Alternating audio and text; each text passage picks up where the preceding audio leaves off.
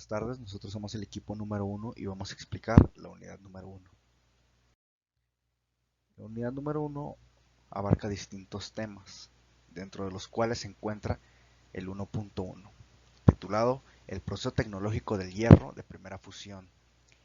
Como ya lo sabemos, el hierro es un metal maleable de un color gris plateado y representa propiedades magnéticas, entre otras muchas utilidades que son conocidas en la industria, tanto automotriz como industrial, entre muchas otras, con un sinfín de usos y convirtiéndose en una de las materias primas más solicitadas en el mercado. El acero, una forma purificada del mineral de hierro, se ha convertido en uno de los servidores más útiles para la humanidad, como ya lo conocemos, por sus distintos tipos de usos y las formas en las que se puede emplear el mismo. Fabricación del arrabio. El arrabio es conocido como el hierro de primera fundición y es el primer paso para la fabricación de cualquier hierro o acero. Es la producción del arrabio o hierro de primera fundición lo que se produce en el alto horno, con aproximadamente 40 metros de altura, lo cual nos demuestra que es un enorme cascarón de acero recubierto con ladrillos resistente al calor, lo cual, como se muestra en la imagen, nos ayuda a que este mismo cascarón alcance unas temperaturas mucho más elevadas que ayuden a que nuestro mineral del hierro se funda y se produzca este arrabio de primera fundición.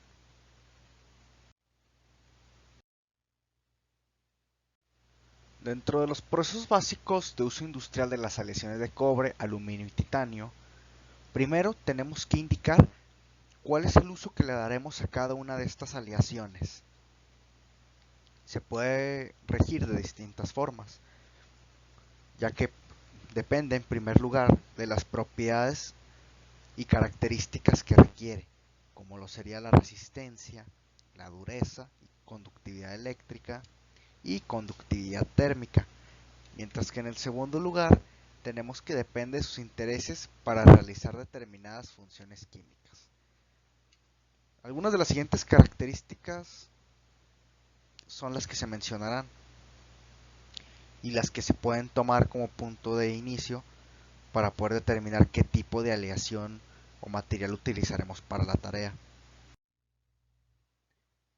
Maleabilidad es la capacidad que tienen los metales para crear láminas a ser sometidos a esfuerzos de compresión.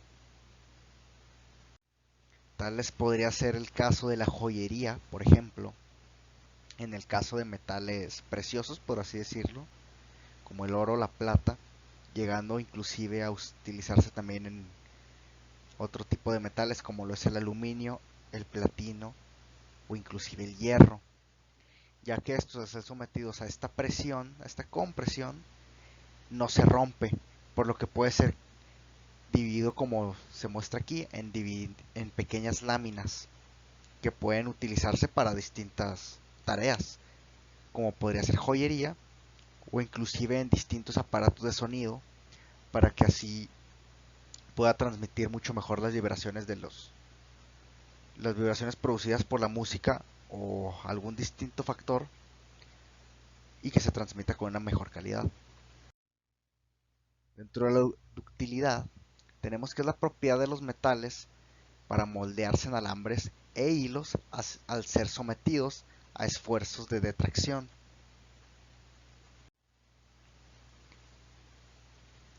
Esta se relaciona un poco con la anterior. La única diferencia es que esta, a diferencia de la anterior, es que es la capacidad para moldearse en alambres e hilos.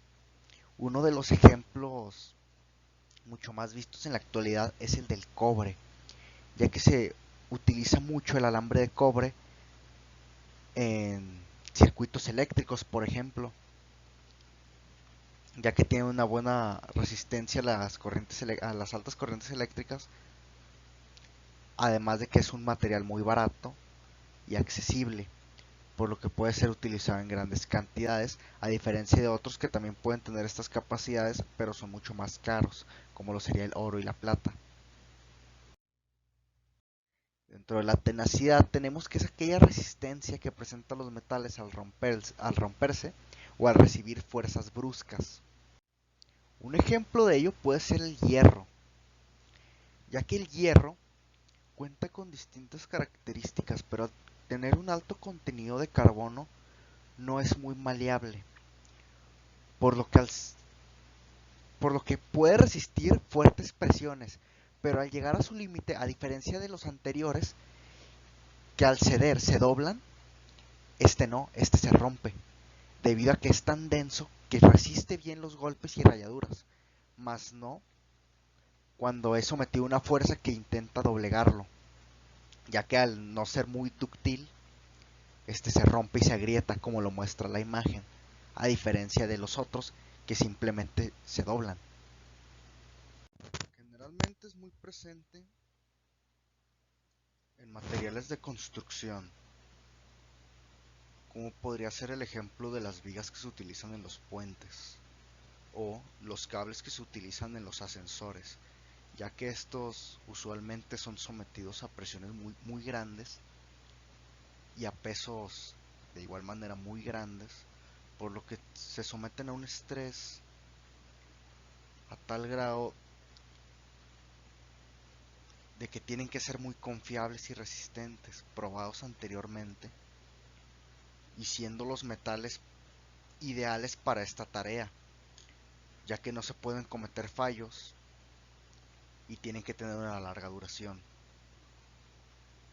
¿Qué es una aleación? Una aleación es una mezcla entre dos metales obtenida por la fusión y la solidificación de estos. Usualmente, las aleaciones son realizadas para obtener dos propiedades de dos tipos distintos de metales, como podría ser la maleabilidad de uno, pero conservando la resistencia térmica del otro.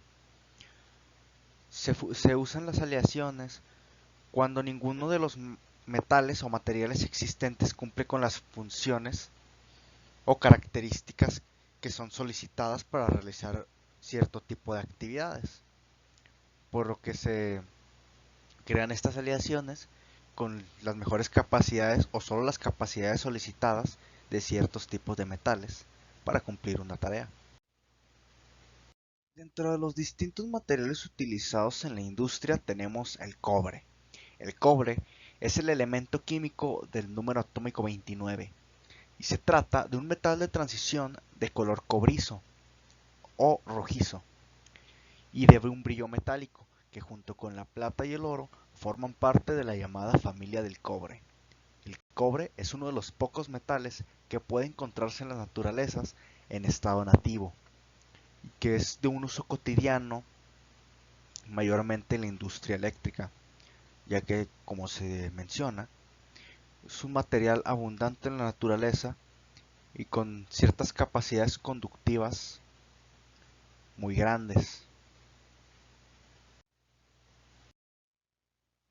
El aluminio. El aluminio es un elemento químico de símbolo Al y de número atómico 10, que se trata de un metal no ferromagnético y es el tercer elemento más común encontrado en la corteza terrestre.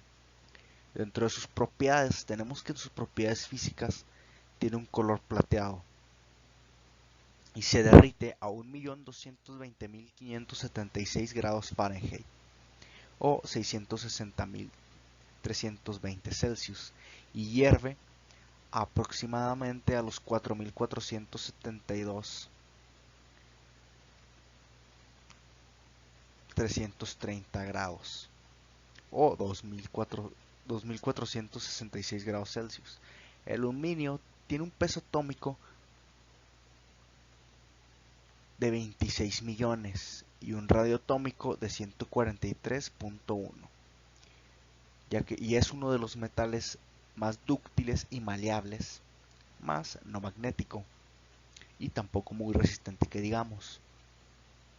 Dentro de las mecánicas tenemos que es un material blando y adecuado para la fabricación de cables eléctricos y láminas delgadas.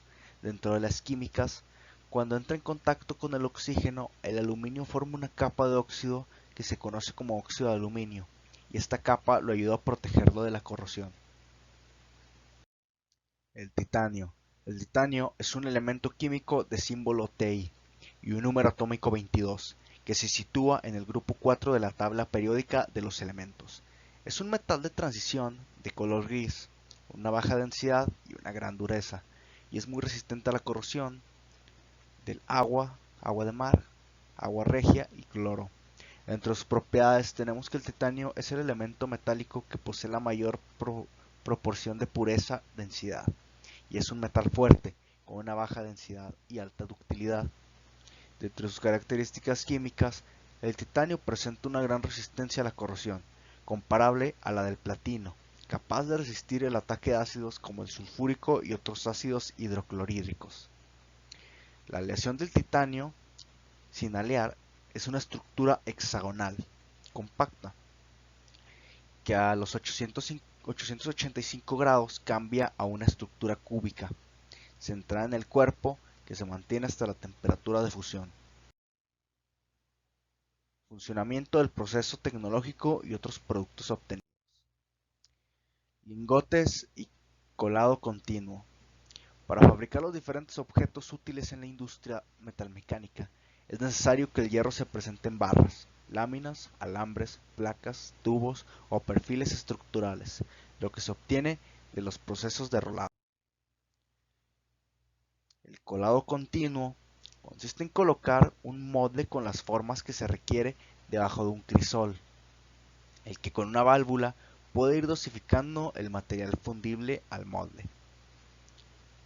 La metalurgia de polvos es aquella que se define como el arte de elaborar productos comerciales a partir de polvos mecánicos.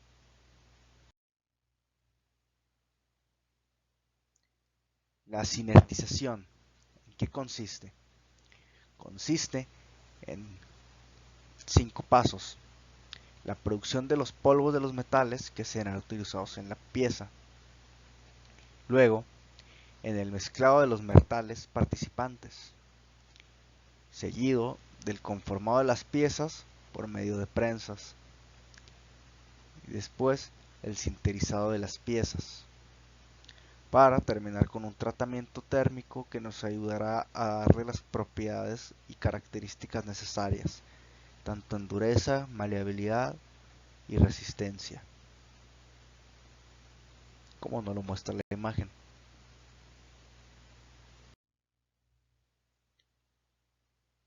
Las principales características de los polvos a considerar son la forma, la finura, la distribución, la capacidad para fluir, las propiedades químicas, la compresibilidad, la densidad y las propiedades de sinterización. Dentro de sus ventajas de este tipo de procesos tenemos que la producción de carburo sinterizado, cojinetes porosos y bimetálicos de capas moldeadas solo se puede producir por medio de este proceso. Su nivel de porosidad es controlado, sus tolerancias reducidas y obtiene un acabado superficial de alta calidad. La calidad de la pureza de los polvos producidos se puede obtener también piezas de alta pureza. No existe pérdida de material y no se requieren operarios con alta capacitación, debido a que las máquinas realizan todo el proceso. Dentro de sus limitaciones tenemos 4. Los polvos son caros y son difíciles de almacenar debido a su tamaño y requiere cuidados especiales. El costo del equipo para la producción de polvos es alto. Algunos de sus productos pueden fabricarse por otros procedimientos mucho más económicos. Y es difícil hacer productos con diseños complicados debido a la materia prima que es el polvo. Dentro de los productos fabricados por la sinterización, contamos con los siguientes que son los más comunes: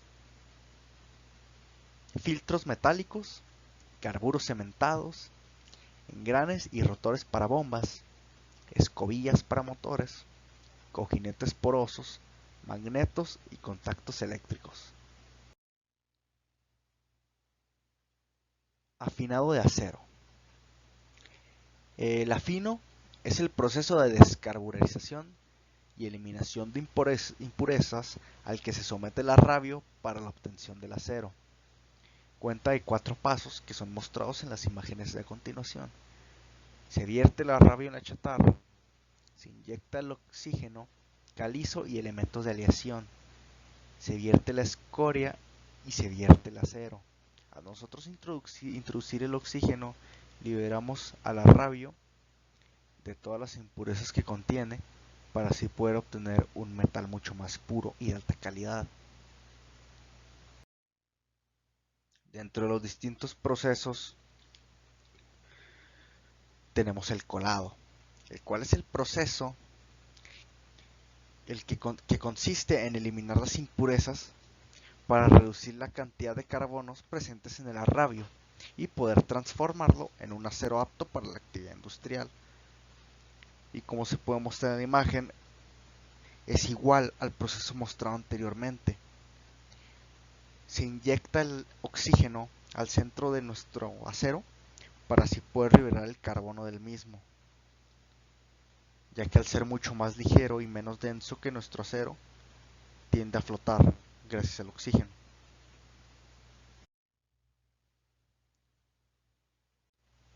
Procesos industriales para la obtención de aceros: hornos BOF, eléctrico y el convertidor Bessemer y Thomas. Una vez hayamos obtenido el arrabio o el hierro esponja, es necesario refinar el hierro para que se transforme en un material útil para diferentes objetos o artefactos, o sea en hierro o en acero comercial. Dentro del método Bessemer tenemos que consta de una conversión ácida que se obtiene en un convertidor revestido de ladrillos dinas, lo que lo convierte en un revestido ácido. Este es un material refractario que contiene entre un 90 y un 97% de Si o 2. El revestimiento se corroe por las escorias, por lo que por este método solo se puede tratar arrabios silíceos, y el hierro que se transforma debe tener contenidos mínimos de fósforo y azufre para que todo el proceso salga al pie de la letra. Entre sus etapas obtenemos que en un primer periodo comienza la oxidación de las impurezas del hierro por la reacción entre el óxido de hierro formado y el silicio del manganeso que hay en el hierro. La oxidación del silicio desprende grandes cantidades de calor, lo que aumenta la temperatura de la fundición. Dentro del segundo periodo tenemos que se caracteriza por un aumento de la temperatura de hasta 1500 grados centígrados, creando una combustión intensa del carbono hasta formarse CO2. Y en el tercero tenemos que es el último periodo y es en el que produce un humo pardo que indica la oxidación del hierro. Aquí termina el proceso que se lleva en el horno, seguido de una colocación en una posición horizontal, reduciendo así el suministro de aire. Como se puede mostrar en la imagen, son 4 etapas, pero solo las primeras 3 son aquellas que son más importantes. En el paso 1 se inclina el horno y se añade el arrabio y el fundente de chatarra. En el paso 2 se pone vertical y se baja la lanza para inyectar el oxígeno en el metal fundido, lo que hace que las impurezas se quemen, debido a que las eleva a la superficie y al no tolerar las altas temperaturas se limpia de las impurezas. En el paso 3 se inclina el horno y se saca la escoria que flota sobre el acero, que es aquella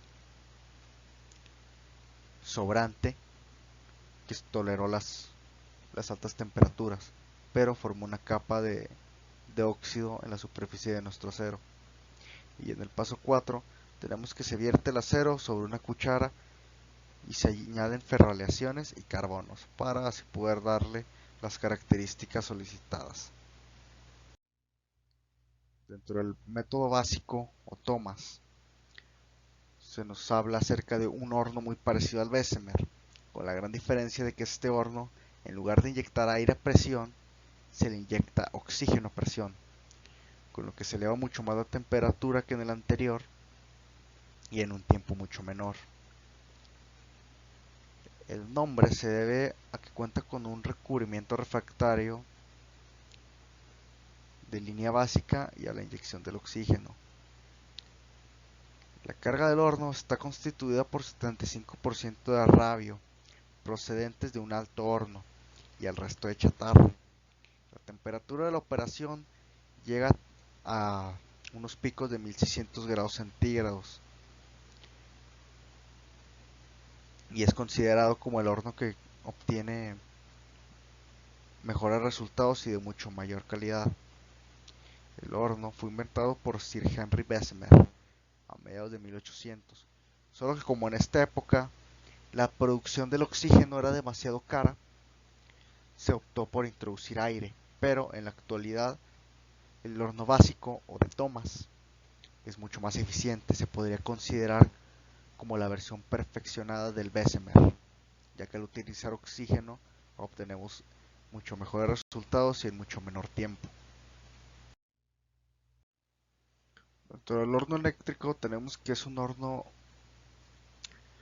de arco eléctrico y se utiliza para obtener el acero o acero inoxidable a partir de chatarra y de ferrolaciones mediante fusiones de la carga por arco eléctrico con electrodos de grafito. Cuenta con una cuba y con bóvedas refrigeradas por agua con sistemas de giro de la bóveda para la carga y la chatarra. El horno más versátil para fabricar acero, ya que puede alcanzar temperaturas de hasta 1930 grados centígrados. Y es aquella temperatura que se puede controlar eléctricamente. Existen hornos de arco eléctrico que pueden contener hasta 270 toneladas de material fundido. Para poder fundir 115 toneladas se requieren aproximadamente 3 horas, mientras que también en este horno se inyecta oxígeno puro por medio de una lanza para eliminar la escoria. Al aplicarse la corriente eléctrica, la formación del arco entre los electrodos gigantes produce un calor inmenso, y cuando el arrabio se ha derretido completamente, se agregan dentro del horno los elementos que la aleación necesita para poder brindarle una vez más las características deseadas.